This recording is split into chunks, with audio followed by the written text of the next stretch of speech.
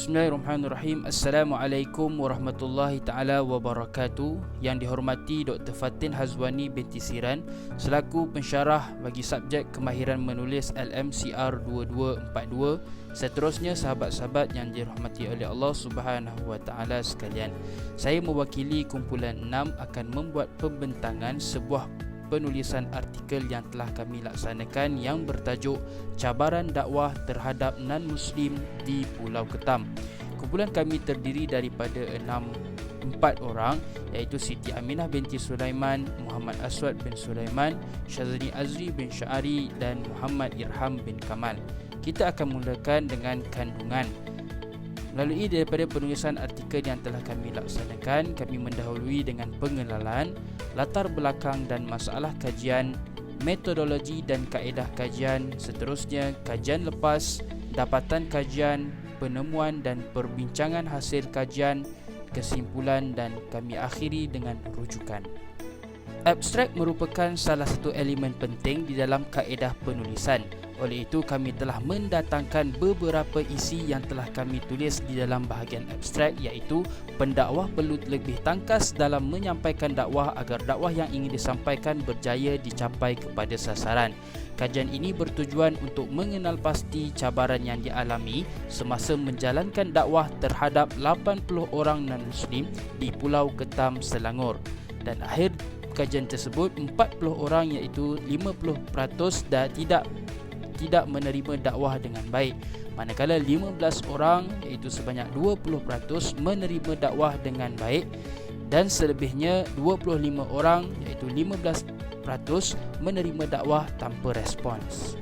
Kemudian, melalui pengenalan kami menyatakan bahawa pada masa kini mahasiswa dan mahasiswi mempunyai kesedaran dalam menyampaikan dakwah terhadap non-Muslim.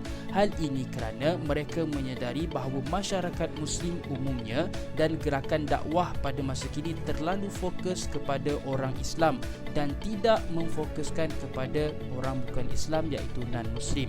Oleh itu, usaha dakwah perlu disebarkan sayapnya ke seluruh alam tanpa mengira etnik, bangsa dan kaum.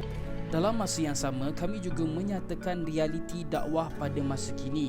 Yang pertama, orang bukan Islam iaitu non-Muslim menganggap bahawa bangsa Melayu adalah Islam, sehingga jika berlaku kelemahan pada bangsa sering dikaitkan dengan Islam. Yang kedua, pendakwah tidak menzahirkan teladan yang terbaik. Dan yang ketiga, pandangan persepsif negatif terhadap Islam.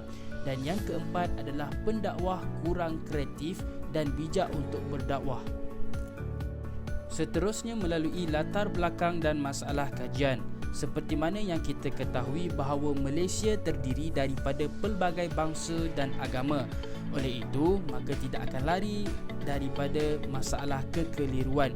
Antara salah satu kekeliruan yang berlaku adalah golongan non-Muslim ataupun orang bukan Islam ini sentiasa keliru antara agama dan bangsa.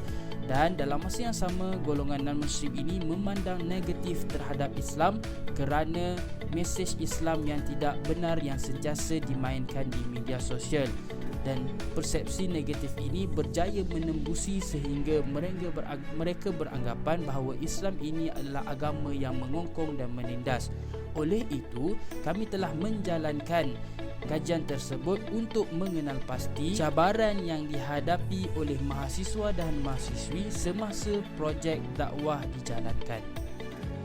Berikut pula adalah tujuan dan matlamat kajian yang telah kami laksanakan, iaitu yang pertama, mengenal pasti cabaran dan halangan ketika berdakwah terhadap non-Muslim, dan yang kedua, menyarankan langkah efektif bagi menangani cabaran dan halangan ketika berdakwah. Manakala skop dan batasan kajian yang telah kami laksanakan ialah kajian ini memfokuskan kepada cabaran yang dihadapi oleh para pendakwah. Yang kedua, dilaksanakan berdasarkan pengalaman pengkaji berdakwah terhadap golongan non-Muslim yang dilaksanakan pada 12 dan 13 September 2020 di Pulau Ketam, Selangor, dan kajian ini dilaksanakan terhadap 80 orang non-Muslim. Seterusnya, kaedah metodologi kajian yang telah kami gunakan adalah melalui kaedah pemerhatian, di mana pendekatan tematik berdasarkan pemerhatian sepanjang program dakwah dijalankan. Dan yang kedua, melalui kaedah resensi perpustakaan, iaitu penyelidikan melalui bahan-bahan yang terdiri daripada bahan primer dan bahan sekunder. Antara kajian lepas yang telah kami nyatakan antaranya adalah yang dilaksanakan oleh Husin pada tahun 2010 yang menyatakan bahawa terdapat dua jenis halangan terhadap pendakwah, iaitu yang pertama halangan dalaman dan yang kedua halangan luaran. Manakala kajian yang kedua yang telah dilaksanakan oleh Mirangani pada tahun 2012 menyatakan bahawa cabaran dakwah yang perlu dihadapi masa kini ialah pandangan masyarakat bukan Islam melalui kerana mereka menilai ketulusan agama Islam dan menilai kemurnian agama Islam. Seterusnya, kajian yang dilaksanakan oleh Abdul Ghaffar dan Hailan pada tahun 2009 yang menyatakan bahawa tiga pendekatan dakwah mengikut cara Islam, mengikut Al-Quran ialah yang pertama Al-Hikmah, yang kedua Al-Mau'izatul Hasanah dan yang keempat Mujadalah billati hiya ahsan. Dan kajian yang terakhir yang kami gunakan ialah kajian yang dilaksanakan oleh Haji Kamal Pasha Lakim pada tahun 1997 yang menyatakan bahawa pendekatan dakwah terhadap non-Muslim berbeza mengikut keperluan dan latar belakang sesuatu masyarakat. Baiklah, seterusnya kita pergi kepada dapatan kajian. Melalui kajian yang telah dilaksanakan, kami mendapati respons daripada 80 orang non-Muslim terhadap corak penerimaan mereka terhadap dakwah berbeza. Antaranya ialah sebanyak 40 orang, iaitu 50% tidak menerima dakwah dengan baik sehingga menzahirkan reaksi muka pelbagai persoalan, tindakan dan emosi yang negatif. Manakala 15 orang, iaitu sebanyak 20% menerima dakwah dengan baik dan mengalu-alukan kedatangan pendakwah, dan bakinya sebanyak 25 orang, iaitu 30% menerima dakwah dan dengan sekadar mendengar sahaja tanpa merespons. Oleh itu, kami dapat mengenal pasti bahawa cabaran utama dakwah terhadap non-Muslim ini antaranya ialah yang pertama, iaitu konsep Islamofobia. Hal ini kerana mereka mempersoalkan bahawa Islam ini mengongkong wanita untuk memakai tudung, dan dalam masa sama terdapat fitnah yang memburukkan Islam yang berada di media sosial. Dan yang kedua, iaitu ajaran yang mengelirukan. Mereka juga mempersoalkan golongan ustaz yang sering bergaduh di media sosial. Hal ini kita tidak dapat dinafikan bahawa pentaksub mazhab dan imam yang sendiri yang menimbulkan provokasi dalam isu agama, lebih-lebih lagi di dalam media sosial. Dan yang ketiga, iaitu gaya hidup masyarakat Islam. Mereka juga, golongan non-Muslim, mempersoalkan bahawa orang Islam ada juga yang minum arak, berjudi, merompak dan sebagainya.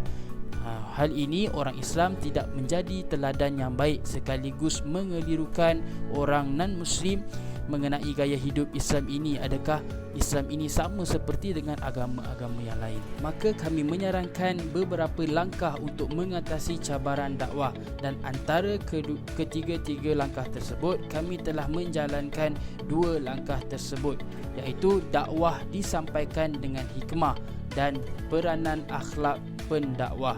Manakala dakwah dengan penulisan kami tidak dapat menjalankan kerana kami tidak menggunakan sebarang kertas ataupun sebaran maklumat melalui penulisan. Dan kami juga mendapati terdapat satu pendekatan dakwah yang berkesan terhadap non-Muslim, ialah melalui harta ataupun dikenali sebagai dakwah bil mal. Oleh itu, pihak NGO serta persatuan-persatuan perlu mengambil cakna dan mengamalkan projek-projek kebajikan, sama ada berbentuk kewangan, sumbangan, tenaga dan masa terhadap golongan non-Muslim agar mereka rasa disayangi. Secara kesimpulannya, asas kejayaan sesuatu dakwah bergantung kepada diri pendakwah itu sendiri, dan umat Islam perlu berubah daripada takuk yang lama kepada Islam yang syumul, dan usaha dakwah terhadap non-Muslim ini perlu diteruskan secara sistematik dan efektif untuk mencapai matlamat yang lebih jelas. Di akhir penulisan artikel tersebut, kami juga menyatakan beberapa lampiran serta rujukan yang telah kami guna pakai untuk menghasilkan penulisan artikel tersebut. Sekadar itu saja. Sekian. Assalamualaikum warahmatullahi taala wabarakatuh.